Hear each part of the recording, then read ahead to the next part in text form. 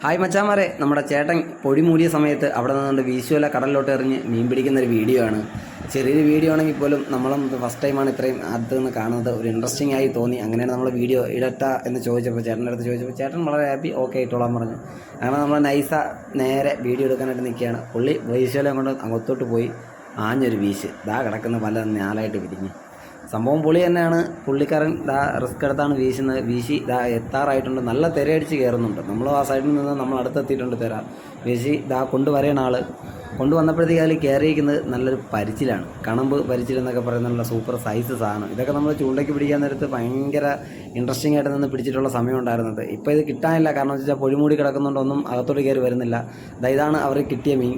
ഒരെണ്ണേ കിട്ടിയിട്ടുള്ളെങ്കിലും ഇതുപോലെ അവർ വീശി പിടിച്ച മീനുകൾ ഇപ്പോൾ കാണിച്ചു തരാം. ഈ വലയെന്ന് അതെടുത്ത് ബക്കറ്റിൽ ഇടുമ്പോഴത്തേക്ക് നിങ്ങൾക്ക് കാണാൻ പറ്റും ബാക്കിയുള്ള മീൻ എത്രയുണ്ടെന്നുള്ളത്.